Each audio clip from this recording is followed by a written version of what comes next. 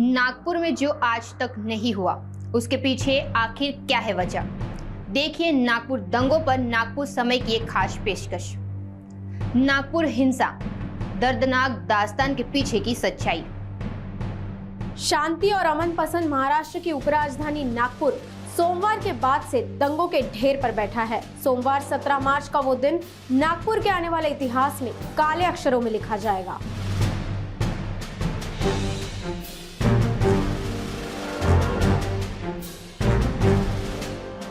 नागपुर शहर, जो संतरा नगरी और अपनी ऐतिहासिक महत्व के लिए जाना जाता है, सोमवार को भड़की हिंसा के बाद एक दर्दनाक घटना का गवाह बना।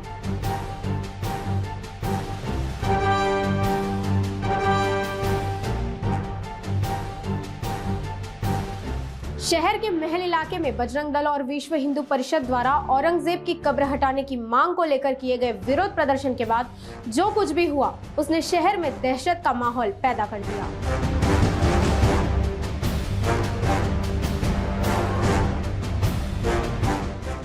आखिर कैसे हुई हिंसा की शुरुआत?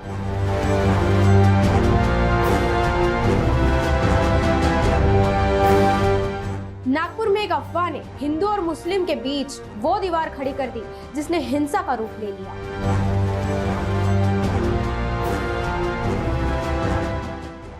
सोमवार को दिन भर माहौल शांत रहा, लेकिन रात होते होते अचानक माहौल में दहशत की फिजा घुलने लगी।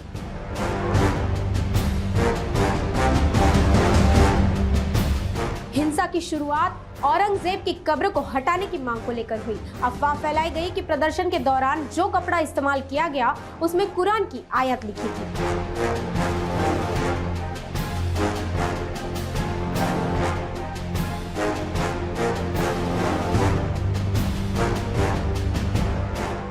ये सिर्फ अफवाह ही थी कि जिसने कुछ ही देर में दंगों की शक्ल ले ली, जो विशिष्ट समुदाय के लिए हिंसक झड़प में तब्दील हुई।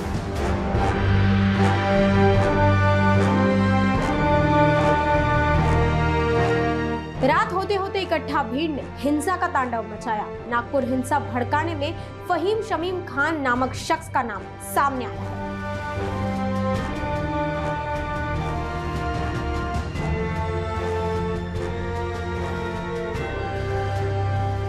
इसी ने पूरे दिन भर मुस्लिम समुदाय के लोगों को भड़काने का काम किया।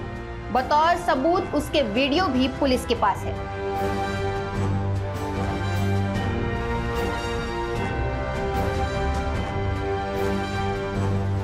मुस्लिम समुदाय भावनाओं को आहत करने के नाम पर इतना भड़का कि उसने न आव देखा न दाव, बस निकल पड़ा बदला लेने।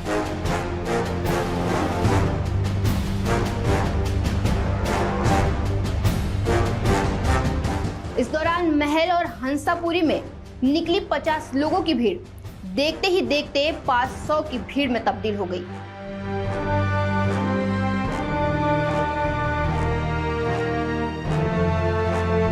इतनी बड़ी संख्या में हथियारबंद लोगों ने दोनों इलाकों में कई गाड़ियों की तोड़फोड़ की, गाड़ियों को आग के हवाले किया।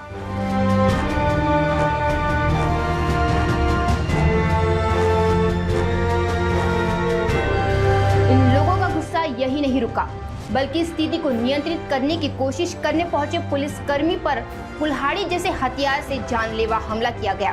पेट्रोल बम फेंके गए।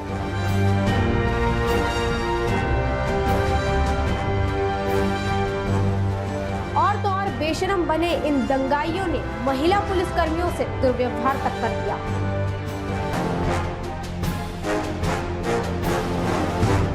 क्या इसे ही भावनाओं को आहत होना कहेंगे? निर्दोष लोगों की संपत्ति और चुन चुन कर सिर्फ हिंदू समुदाय को ही निशाना बनाना।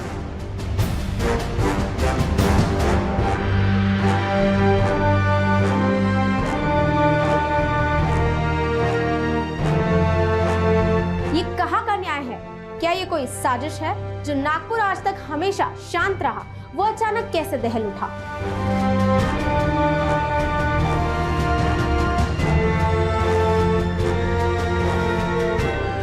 लेकिन नागपुर के दंगे पूरी तरह से एक सोची समझी साजिश है, जिसे हवा देने के लिए राज्य के राजनेताओं ने भी कोई कसर नहीं छोड़ी। एक तरफ महाराष्ट्र के कई दिग्गज राजनेता ही इन दंगों को पुलिस की बड़ी असफलता बनाने में लगे हुए हैं।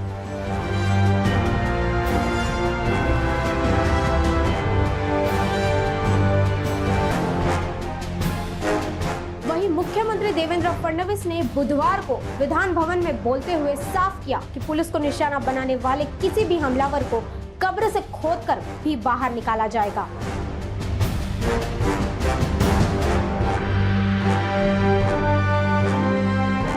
लेकिन औरंगजेब की कब्र हटाने को लेकर आरएसएस का बयान काफी संदेहपूर्ण है।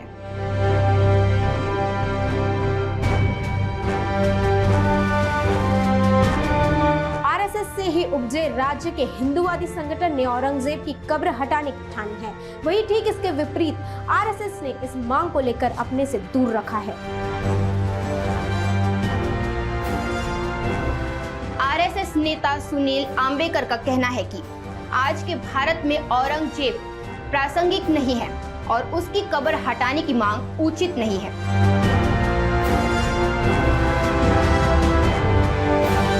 अब आरएसएस और बीजेपी के बयानों में इतना विरोधाभास पहली बार देखने को मिला।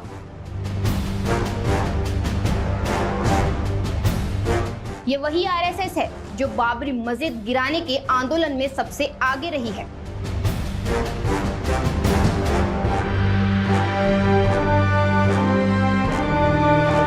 नागपुर में भड़के दंगे सुनियोजित ही थे।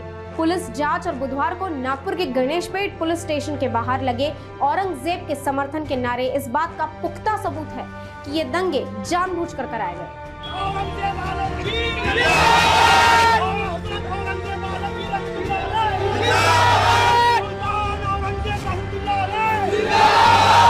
ऐसा माहौल तैयार किया गया कि लोग भड़के और उन्होंने हिंसा को अंजाम दिया। इस मामले में पुलिस ने मास्टरमाइंड फहीम शमीम खान के साथ अब तक 50 से ज्यादा उपद्रवियों को हिरासत में लिया है।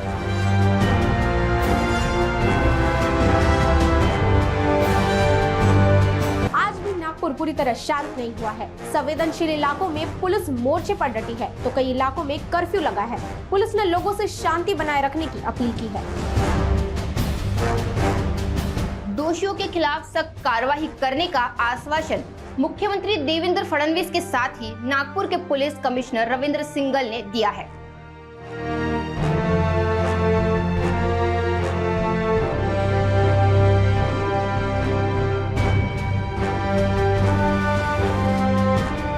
लेकिन इस हिंसा ने नागपुर शहर को झकझोर कर रख दिया। गंगा जमुना तहजीब वाले भारत में आज़ादी का जो परचम लहराया, क्या उसके लिए किसी एक विशिष्ट समुदाय का ही लहू बहा है? हिंदुस्तान के आज़ादी के लिए बहा वह हर एक कतरा देश में एकता की मिसाल था। तो फिर आज ही ये हिंदू मुस्लिम और धर्म के नाम पर झगड़े आखिर क्यों? औरंगजेब की कब्र तो तब भी देश की धरती पर ही मौजूद थी।